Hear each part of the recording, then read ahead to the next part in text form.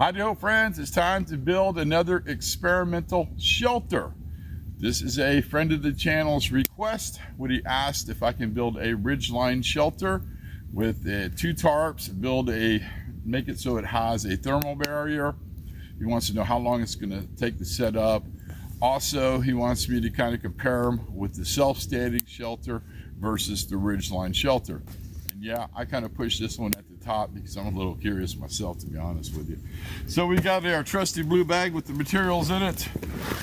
Our bottom tarp is going to be this 8x10. I haven't used it in a long time.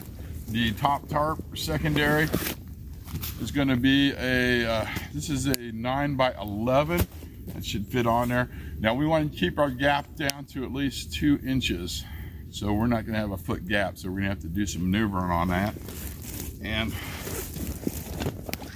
that's why I've got a ton of these freaking tarp clamps. Also, to cover up the back, we're going to use a simple 5x7 for our ridgeline. Oh, that's for another project. Hopefully I get to do it today. Let's see how that goes. We got some poly rope right here, and I have a feeling we're going to use this stake bag and then my cordage bag right here that I use for my hammocks. So the first thing we need to do is we need to take out our 8x10, lay it out, find the center, and I'll show you why in a minute. And after I get my center done, I'll show you how we're going to line it up on the tree. So let's get that done right now.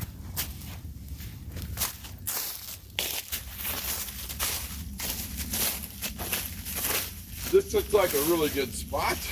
I think we got plenty of room. So we're going to spread the tarp out here and find center.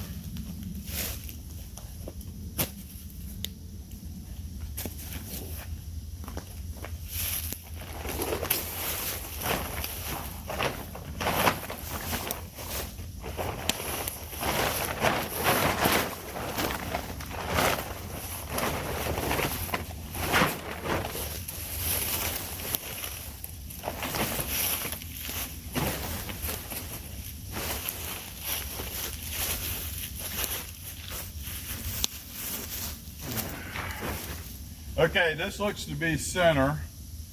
So that's going to be the 8. Then here's going to be the 10. So this is going to be 5. What we need to do one more thing, and I'm going to show you how simple this is. Let's go grab a piece of wood.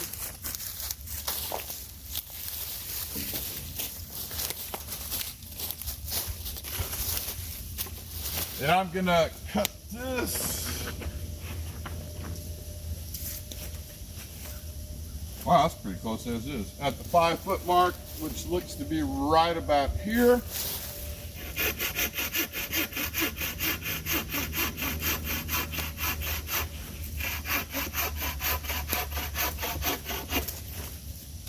The next, go toss this little guy into the fire.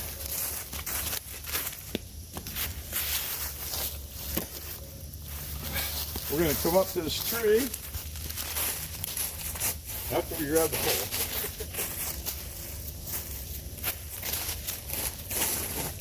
Now what we're going to do is find out the angle of the dangle. I know it sounds weird, huh? But we need to figure out how big the inside is going to be. So we're going to use this 5-foot pole and figure out where the best place to put our first piece of cordage at for our bottom layer. And I'm thinking, I'll kind of show what I'm thinking. So this would be a good size here, but if you make it real steep, so let me explain this. The steeper it is, the faster the water and snow run off of it, but the wind really kind of beats the crap out of it. Since we're in a windy area, the wind will be coming out of our east. I'm going to go with a little bit different angle so the wind will go up and over. So this looks to be about the height I want. So I'm going to put it here. We're going to tie off our first piece of cordage.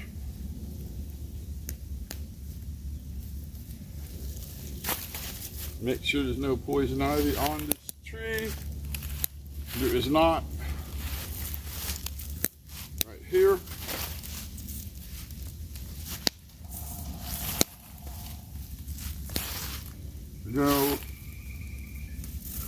I hear you.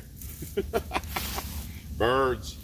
We're going to go around this tree a couple times so it won't slide, and then we're going to simply tie a couple bob knots. This rope is slick. Really slick. That's not good. All right, turns out we just tied a slip knot.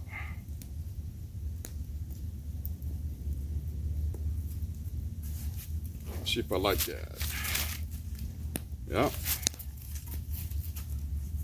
Yep. Now we're gonna go over to the second tree and do the same thing, and that will give us our angle and the height I want for the first layer.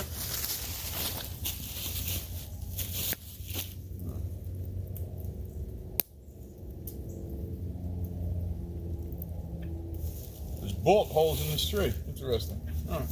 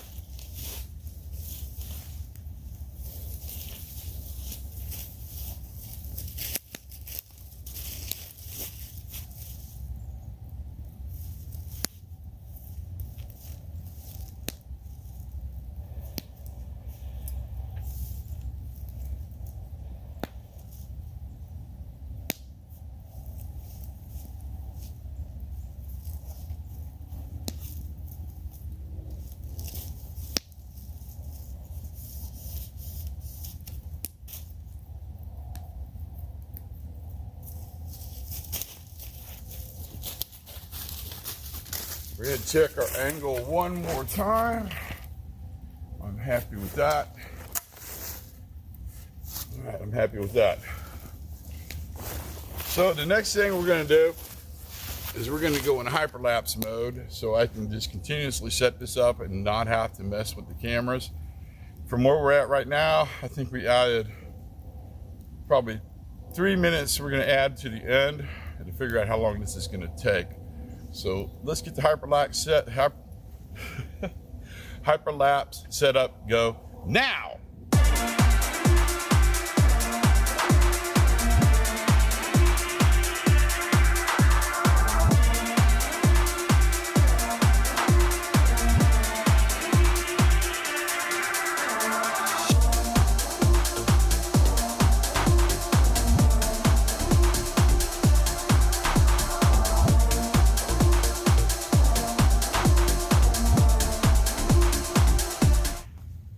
That did not take long to build, about 28 minutes and 23 seconds. We'll add on the beginning. So we're looking at this, you know what, let's give it 31, 32 minutes. So about a half hour plus.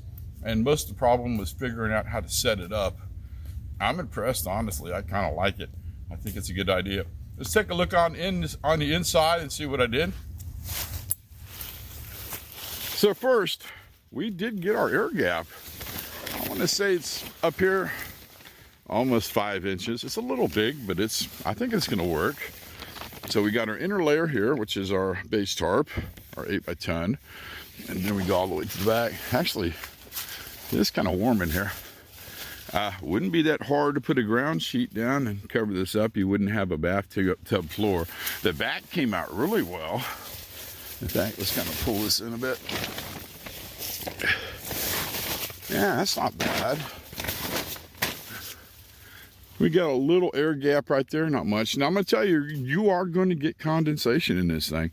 Anybody that has slept in a single wall tent will tell you in the winter, it's gonna happen. You're gonna get icicles. Trust me. Even in the early spring and late fall there. I'm sitting up in it. We could get definitely 2 people plus gear in it. Oh. Very nice. Yeah, that's okay. Let's look at the rigging real quick. This is important here.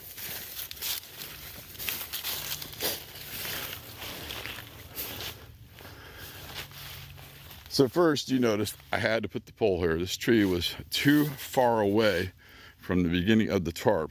It just was not enough support. I was getting a nasty little sag on it. So I just grabbed this deadfall here I found. That kind of slipped, no worries.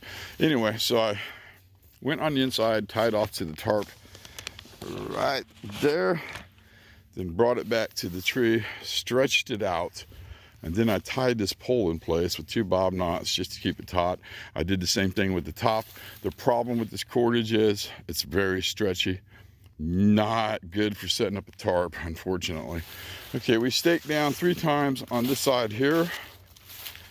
In my opinion, that is not going to be enough.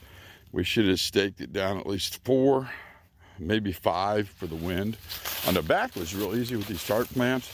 I could use more clamps, but I was able to get by with 2 here and 2 there. And then you can see there's our air gap right there. Then we simply went around this tree, tied the bottom off tarp. Well, actually, I used a carabiner on the bottom tarp, some cordage on the top to keep it taut all the way across on the ridge line, and then a simple carabiner right here to hold up our 5x7 for our backing, which impressively came out good. Oh, I found an extra tarp clip here, and you can see we got that really nicely closed up. Probably wouldn't hurt to lap this over like so. It makes them somewhat of a seal to keep the rain from coming in or snow. So we're tied down here 3. And I'm going to peel back the onion. And then here, peel it back a little bit further. As I used every one of the tie outs except that one here for the internal tarp. So that's going to be a total of 4 just to keep it nice and taut. Let's get this set back up again. There we go. Impressive. Very impressive. There we go. Okay.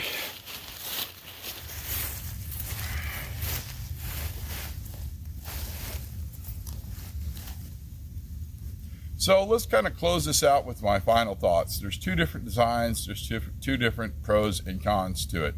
So the Ridgeline here takes less time to set up. The self-standing is going to take a lot more time to set up. As far as snow loads go, this one will hold a snow load, but on a heavy snow load, you're going to start having problems with your cordage starting to shrink down, and you won't be able to, there's no way really to support the center sections of the tarp in order to hold it up.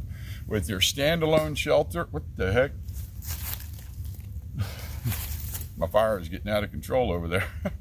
With your standalone shelter, you'll be able to add more poles to it to keep it stronger. As far as the high wind goes, I think if you had the Ridgeline shelter tied out tight with some deep stakes that you made yourself out of wood, would be perfect. The standalone shelter shouldn't have any problem with the high wind. Now, on a Ridgeline shelter, you don't have your bathtub floor, but you do have a thermal barrier. That's a tough word to say. Kind of, but not really. You would have to get another 5x7 to close up this inside here to help kind of have a thermal barrier. In all reality, I don't think it's going to do very good. Of course, I'd have to spend a night in it to find out. I'm not allowed to do that right now. Long story. I like both designs. I definitely do. They both have their place. So basically, you can set this one up real quick if you're in an emergency situation. Then the next day, build you an external frame one, and then fortify it more. Pile leaves on the outside or something for your thermal barrier. This is a toss-up to me. If I had to choose one, I would probably go with the standalone shelter system, just because you can fortify it. It's going to be okay. I don't have to worry about strong winds, heavy rains, and heavy snow loads. Strong winds, iffy. Snow loads, okay. I'm thinking medium. Rain, not a problem at all. This thing's not going to leak it. But this one is a lot bigger. This would be something to experiment with in the springtime. I think I'm going to bring this back for some more research. Okay, I do believe I covered all my bases. I don't think I forgot anything. What I would do different, though, is get better cordage. This cordage here is just too freaking weak. I mean, it's not weak, but it's too stretchy to hold up to what I need. Definitely get better cordage. Probably some poly rope. Okay, now I'm rambling. I'm going to wrap this video up, friends. Do me a favor, put down in the comment section, tell me what you're thinking, because go ahead and watch the first video where I did the standalone tarp shelter, then watch this one if you haven't seen it, and then give me what your thoughts are. What do you think the pros and cons are? That would be freaking awesome. Okay, normally I do a time lapse or hyperlapse of tearing down, but I'm going to be here for a while. I'm going to take part of the shelter down and build a different shelter for where I'm going to stay. You know what? Let's go ahead and do the time lapse of it, that anyways. I love doing those things. Those are pretty awesome. So anyway, I'll see you guys in the next one. Have an awesome day. And like always, thanks for watching.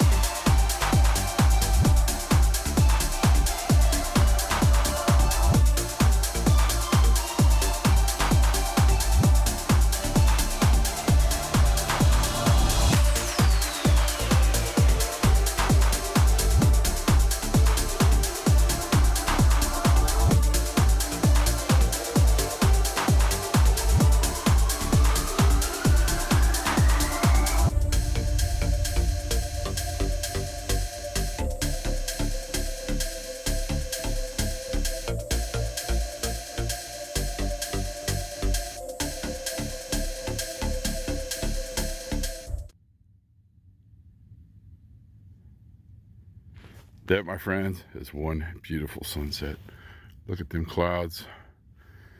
Look how low the river is. You can see the boat. See if we can zoom into it. Actually got to it once. Not worth trying to salvage. Somebody blew holes in the bottom of it with the 12 gauge, I'm sure. Oh, why did I bring you back? To answer the question.